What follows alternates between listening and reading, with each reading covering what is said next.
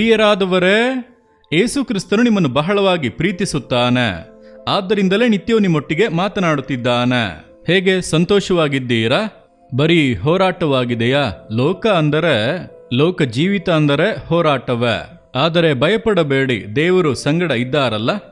ಇಲ್ಲ, ತಾಳಿಕೊಳ್ಳಲಾಗದಷ್ಟು ಸಮಸ್ಯೆ, ಹೋರಾಟದ ಮೇಲೆ ಹೋರಾಟ ಅಂದುಕೊಳ್ಳುತ್ತೀರಾ? ಇಲ್ಲ, ನೀವು ಸ್ಪಷ್ಟವಾಗಿ ತಿಳಿದುಕೊಳ್ಳಬೇಕಾದ ಒಂದು ಕಾರ್ಯ 1 ಯೋಹಾನ 4ನೇ ಅಧ್ಯಾಯ 4ನೇ ವಾಕ್ಯವು ಹೇಳುತ್ತದೆ, ಲೋಕದಲ್ಲಿ ಇರುವಂತ ಸೈತಾನನಿಗಿಂತ ನಿಮ್ಮಲ್ಲಿರುವ ಆತನು ಹೆಚ್ಚಿನವನು. ನಮ್ಮಲ್ಲಿರುವ ಏಸು ಹೆಚ್ಚಿನವನು. ನಿಮ್ಮ ಸಮಸ್ಯೆಗಳಿಗಿಂತ, ಹೋರಾಟಗಳಿಗಿಂತ, ಅವಶ್ಯಕತೆಗಳಿಗಿಂತ ಏಸು ಹೆಚ್ಚಿನವನು. ಮತ್ತ್ಯಾಕೆ ಭಯಪಡಬೇಕು?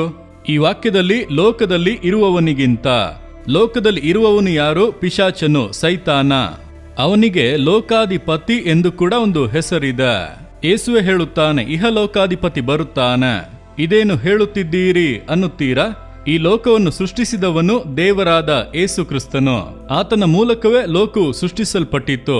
ಮತ್ತೆ ಹೇಗೆ ಸೈತಾನ ಲೋಕಾಧಿಪತಿ ಆದನು? ಅಂದರೆ ದೇವರು ಪೂರ್ತಿ ಲೋಕವನ್ನು ಸೃಷ್ಟಿ ಮಾಡಿ ಸುಂದರವಾದ ಈ ಲೋಕವನ್ನು ಮನುಷ್ಯರ ಕೈಗೆ ಕೊಟ್ಟರು. ಇದು ನಿನಗಾಗಿ ಸೃಷ್ಟಿಸಲ್ಪಟ್ಟ ಲೋಕ, ನೀನು ಎಲ್ಲವನ್ನೂ ಕೂಡ ಅನುಭವಿಸಿ ಸಂತೋಷವಾಗಿರಬೇಕು ಎಂದು ಮನುಷ್ಯನ ಕೈಗೆ ಕೊಟ್ಟರು. ಅಂದು ವ್ಯಾಧಿ ಇಲ್ಲ, ಸಮಸ್ಯೆ ಇಲ್ಲ, ಭಯವಿಲ್ಲ, ಮರಣವಿಲ್ಲ, ಒಳ್ಳೆ ಒಂದು ಜೀವಿತವನ್ನೇ ಮನುಷ್ಯನಿಗೆ ರೂಪಿಸಿ ಕೊಟ್ಟರು. ಆದರೆ ಈ ಸೈತಾನ ಏನು ಮಾಡಿದನು? ಅವನು ತಳ್ಳಲ್ಪಟ್ಟ ದೂತನು, ಅವನು ಸೈತಾನನಾಗಿ ಮಾರ್ಪಟ್ಟನು. ಈ ದೇವರು ಉಂಟು ಮಾಡಿದ ಮನುಷ್ಯನ ಕೈಯಿಂದ ಲೋಕವನ್ನು ಕಸಿದುಕೊಳ್ಳಬೇಕು ಎಂದು ಮನುಷ್ಯನನ್ನು ಪಾಪ ಮಾಡುವಂತೆ ಮಾಡಿ, ದೇವರ ಆಜ್ಞೆಯನ್ನು ಮೀರುವಂತೆ ಮಾಡಿ, ವಂಚಿಸಿ ಲೋಕವನ್ನು ತನ್ನ ವಶಪಡಿಸಿಕೊಂಡ. ಅವನು ಕಳ್ಳನು. ನೋಡಿರಿ, ಮನುಷ್ಯರ ಕೈಯಿಂದ ಲೋಕವನ್ನು ಕದ್ದುಕೊಂಡು ಅವನು ನಾನೇ ಈ ಲೋಕಾಧಿಪತಿ ಆಳ್ವಿಕೆ ಮಾಡುತ್ತೇನೆಂದು ಕ್ರಿಯೆ ಮಾಡುತ್ತಿದ್ದಾನೆ.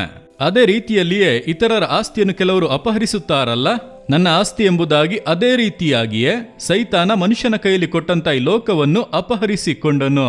ಆದರೆ ಮನುಷ್ಯನ ಕೈಯಲ್ಲಿ ಪುನಃ ಲೋಕವನ್ನು ಕೊಡಲೆಂದೇ ದೇವರು ಮನುಷ್ಯನಾಗಿ ಬಂದು ಶಿಲುಬೆಯಲ್ಲಿ ಸತ್ತು ಸೈತಾನನ್ನು ಜಯಿಸಿದನು.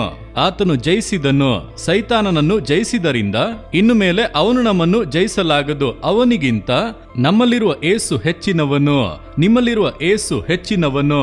ಧೈರ್ಯವಾಗಿ ಹೇಳಿರಿ, ಸೈತಾನನೇ, ನನಗೆ ವಿರೋಧವಾಗಿ ನೀನು ಏನನ್ನು ಜಯಿಸಲಾಗದು. ನಿನಗಿಂತ ನನ್ನಲ್ಲಿರುವ ಏಸು ಹೆಚ್ಚಿನವನು. ನೀನು ಎಷ್ಟೇ ಹೋರಾಟಗಳನ್ನು ತಂದರೂ, ಎಷ್ಟೇ ಇಕ್ಕಟ್ಟುಗಳನ್ನು ತಂದರೂ ನಿನ್ನಿಂದ ನನ್ನನ್ನು ಜಯಿಸಲು ಆಗದು. ನಾನು ನಿನ್ನನ್ನು ಜಯಿಸುವೆನು, ನನ್ನಲ್ಲಿರುವ ಏಸು ಹೆಚ್ಚಿನವನು. ಧೈರ್ಯವಾಗಿ ಹೇಳಿರಿ, ಏಸುವೆ, ನೀವು ನನ್ನೊಂದಿಗೆ ಇದ್ದೀರಿ, ನೀವು ಹೆಚ್ಚಿನವರು. ಈ ಸೈತಾನನ ಬಲ ಯಾವುದು ನನ್ನನ್ನು ಜಯಿಸಲಾಗದು ಎಂದು ಹೇಳಿರಿ. ಹಿಂದೆ ನೀವು ಜಯವನ್ನು ಕಾಣುವಿರಿ. ವಿರೋಧವಾಗಿ ಏಳುವ ಎಲ್ಲ ಶಕ್ತಿಗಳು ಅಡಗಿ ಹೋಗುತ್ತವೆ. ನೀವು ಜಯ ಹೊಂದಿದವರಾಗಿರುತ್ತೀರಿ. ನಂಬಿಕೆಯಿಂದ ಹೇಳಿರಿ, ನನ್ನಲ್ಲಿರುವ ಏಸು ಹೆಚ್ಚಿನವನು. ಸೈತಾನನಿಗಿಂತಲೂ, ಮಾಟಗಳಿಗಿಂತಲೂ, ಎಲ್ಲ ಮಂತ್ರಗಳಿಗಿಂತಲೂ, ಎಲ್ಲ ಹೋರಾಟಗಳಿಗಿಂತಲೂ ನನ್ನೊಂದಿಗಿರುವ ಏಸು ಹೆಚ್ಚಿನವನು. ನಾನು ಭಯಪಡುವುದಿಲ್ಲ ಎಂದು ಧೈರ್ಯವಾಗಿ ಹೇಳಿರಿ. ಹೇಳುವಿರಾ? ನೀವು ಹೇಳಿ ನೋಡಿರಿ, ಅದ್ಭುತ ನಡೆಯುತ್ತದೆ. ತಂದೆಯೇ, ಸೈತಾನನ್ನು ಜಯಿಸಿದವರ, ಸೈತಾನನ್ನು ಕಾಲ ಕೆಳಗೆ ತುಳಿದು ಹಾಕಿದವರ, ಅವನಿಗಿಂತಲೂ ನನ್ನಲ್ಲಿರುವ ನೀವು ಹೆಚ್ಚಿನವರು. ನೀವು ಹೆಚ್ಚಿನವರಾಗಿ ನನ್ನ ಸಂಗಡ ಇರುವುದರಿಂದ ಯಾವುದಕ್ಕೂ ನಾನು ಭಯಪಡೆನು, ಕಂಗಾಲಾಗೆನು.